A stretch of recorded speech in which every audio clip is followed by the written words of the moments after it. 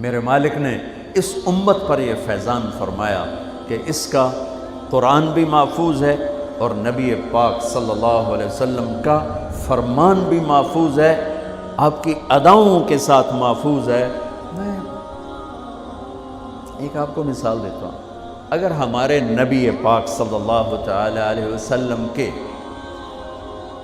چلنے کا انداز کیا تھا، اگر ہمیں یہ معلوم نہ ہوتا تو کیا فرق تھا؟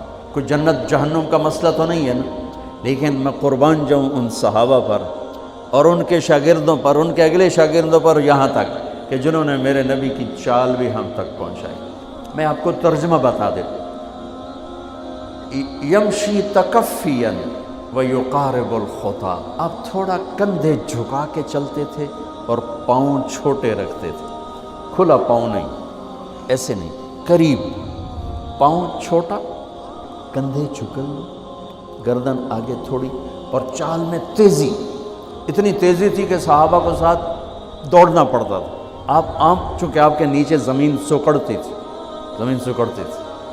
تو آپ ایسے چلتے تھے اور وہ پیچھے بھاگتے تھے۔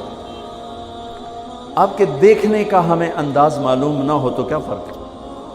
لیکن میں قربان جاؤں جو کہہ رہے ہیں جل نظرہ الملاحظ، اب یوں دیکھتے تھے، ایسے نہیں دیکھتے تھے حیا کی وجہ سے، بلکہ یوں دیکھتے۔ کبھی کبھی ایسے ہوتا تو پھر ایسی تجلیات اور آنکھوں سے نور نکلتا کہ سارے صحابہ یوں ہو جاتے۔ صرف دو آدمی آپ کو دیکھ سکتے تھے، صرف دو، ایک ابو بکر اور ایک عمر، بس۔ یضحکان الیہ ویضحک الیہما، دونوں آپ کو دیکھ کے مسکراتے اور آپن کو دیکھ کے مسکراتے، باقی کوئی آپ کو آنکھوں میں آنکھیں ڈال کے دیکھ نہیں سکتا تھا، جنہیں آپ کی نظر شرم و حیا ایسے تھی۔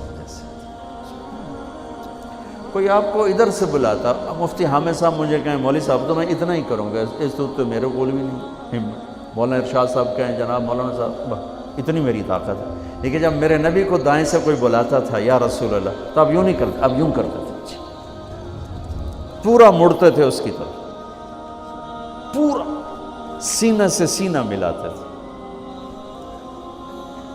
ادھر سے کسی نے کہا یا رسول اللہ، تو اب یوں نہیں کرتے، اب یوں کرتے تھے پورا۔ میں قربان جاؤں، اس موبائل نے کتنی بد اخلاقی پھیلائی ہے کہ ایک آدمی بات کر رہا، وہ موبائل دیکھ رہا۔ خاص طور پر والدین سے کہہ رہا ہوں، اب چھوٹا بچہ آئے اور اسے تم نے توجہ نہ دی، یہ گھروں میں 99.9% بلکہ 100% ہو رہا ہے، فون پہ لگے ہوئے، چھوٹا معصوم بچہ ماں سے بات کر، وہ فون پہ لگے ہوئے، ہاں ہاں بول کیا نا، سن دی پئیاں بھوک نہیں۔ آپ نے ذبح کر دیا۔ عربی کا لفظ ہے توجہ فرمائیں، یہ لفظ عربی کا توجہ فرمائیں کا مطلب ہے، یہ توجہ کی تا ہٹاؤ تو نیچے سے وجہ نکلتا ہے، وجہ چہرے کو کہتے ہیں۔ توجہ فرمائیں کا مطلب ہے بوتھا شریف میرے ال کر، میری طرف چہرہ کر کے بات کر۔ میرے نبی جب کسی سے بات کرتے تھے، سینہ بھی اس کو دیتے تھے، چہرہ بھی اس کو دیتے تھے۔ جب آپ غمگین ہوتے تھے کیا کرتے تھے؟ اب داڑھی پکڑ کے یوں بیٹھ جاتے تھے، یہاں ٹیک، اس کو نیچے، اور یوں پکڑو۔ تھوڑی دیر کے بعد سر پہ ہاتھ پھیرتے اور پھر یوں فرماتے۔ یہ میرے نبی کے غم کی نشانی تھی، آپ کسی دکھ میں ہیں، کسی غم میں ہیں۔ سبحان اللہ۔ جب آپ کسی کو بلاتے تھے تو ایسے نہیں کرتے تھے، ایسے کرتے تھے، پورے ہاتھ کے اشارے سے، ایسے انگلی اٹھانا عیب ہے، یوں کرتے تھے۔ جب آپ محفل میں بیٹھتے تھے تو چوکڑی مار کے بیٹھتے تھے، اتحیات صرف نماز میں آپ کی ہے، باقی آپ چوکڑی مار کے بیٹھتے تھے، اور پوری محفل میں ٹانگ نہیں پھیلاتے تھے، چاہے کتنی لمبی مجلس ہو جائے ٹانگ نہیں پھیلاتے تھے کبھی بھی۔ عزت دیتے تھے، سامعین جالسین کو احترام دیتے تھے، عزت دیتے تھے، اور دوران گفتگو آپ یوں کرتے رہتے تھے، یوں۔ یہ آپ کی بے ساختہ حرکت تھی، یہ ہتھیلی، یہ انگوٹھا، یہ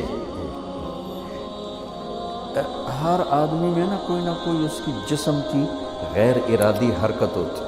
جیسے میں اپنے انگوٹھے کو یوں کرتا رہتا ہوں، یہ میری بچپن کی عادت ہے، مجھے پتہ بھی نہیں ہوتا میں انگوٹھا ایسے کر رہا ہوتا ہوں. تو میرے نبی کی بغیر ارادے کے ہاتھوں کی حرکت تھی. آپ دوران گفتگو یوں فرمایا کرتے. آپ کو اوپر کر کے دکھا رہا ہوں، ورنہ آپ یہاں ہاتھ ہوتے تھے اور آپ یوں فرماتے رہے. واہ کیا صحابہ تھے جو ہر شے ہم تک پہنچا. سبحان اللہ. جب آپ غصے میں ہوتے تھے تو ہماری طرح کوئی وہ اظہار تو ہوتا نہیں تھا، پھٹ پڑے وہ بھی نہیں ہے، ڈانٹ ڈپٹ وہ بھی نہیں ہے. اس کو برداشت کیا ہے، اس کا رد عمل آیا ہے چہرے پر. کیا یہاں ایک رگ تھی جو غصے میں ابھر آتی تھی، وہ ایسے ایسے ایسے ایسے ایسے کرتی. بینہما عرق یدرہ الغضب، تو اسے اندازہ ہوتا تھا غصے میں کسی پر اظہار ناراضگی ہے تو ہم تو لان تان کرتے ہیں. آپ کیا کرتے تھے؟ ادھر سے ابو ہریرہ آ رہے ہیں، آپ ان پہ ناراض ہیں اور ان کو بتانا بھی چاہتے ہیں، اور یہ ناراضگی ان کی کسی تربیتی پہلو کی وجہ سے ہے. من تصر لنفسہ لا یغضب لنفسہ ومن تصر لہا. ساری زندگی اپنی وجہ سے نہ کسی پہ ناراض ہوئے نہ کسی کی ڈانٹ ڈپٹ کی.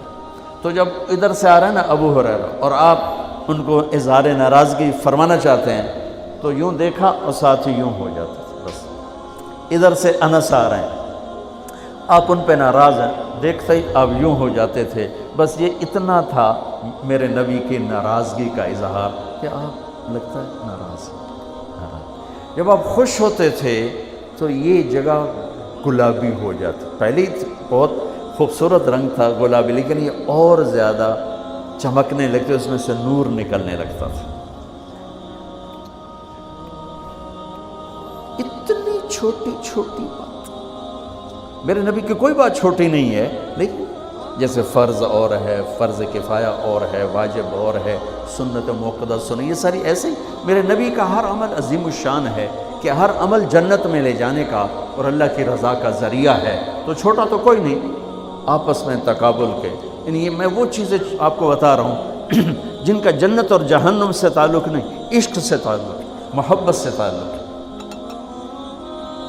ہماری جماعت گئی حافظ آباد، وہاں میں وکلا میں بیان کر رہا تھا. علاقے کے بہت بڑے ذمہ دار آئے ہوئے تھے. کسی کام تو نے دیکھا تو ساری عدالتیں خالی. تو ان کا کیا ہوا کہ یہ تبلیغ والوں کا عالم آیا ہوا ہے، اس میں سارے چلے گئے. تو اس نے وہ پہلے تو بیٹھا رہا، پھر وہ جو جج کا ریڈر تھا انہوں نے کہا چودھری صاحب ایتھے ویلے بیٹھے ہو اور جا کے گل سن لو. وہ ذرا تبلیغ کو اچھا نہیں سمجھتے تھے، ان کا چلو ویلا بیٹھا سن لو.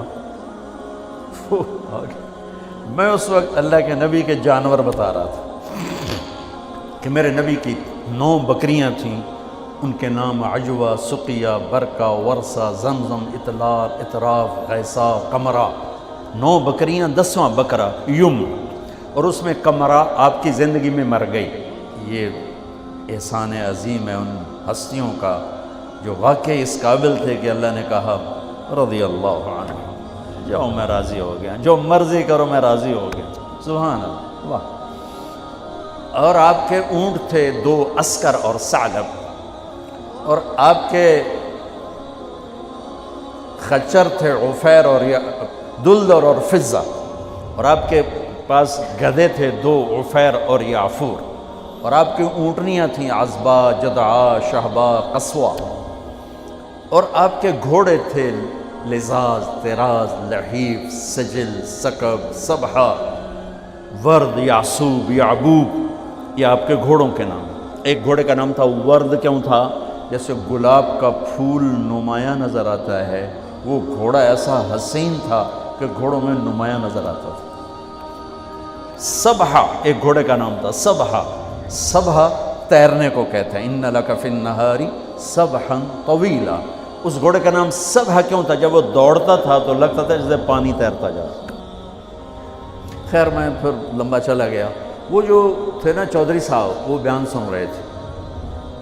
وہ گئے واپس گاؤں تو اپنے امام کو بلایا کہا مولانا صاحب ایک مسئلہ دسو کی اپنے نبی دی بکریاں دا نام کی ہے؟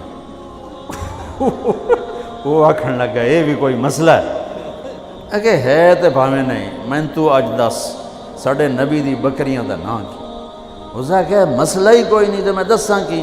اسا کہ تو اج تک میں نو پٹی پڑھائی ہے کہ اے نبی نو نہیں مندے تے اے نبی دے گستاخ ہیں، میں ہونے انہاں دے مولوی دی تقریر سنی ہے وہ تا نبی دی بکریاں نو مندیں تو انہاں نبی نو نہیں مندے، ہون تو جماعتاں نو روکیا میں تنو کھلے پھرے سا۔ پھر وہ ہماری جماعت پوری کو لے گیا اپنے گاؤں، نے 15-20 ہزار آدمی اکٹھا کیا، میرا بیان کروایا ہوا، کھانا ہوا۔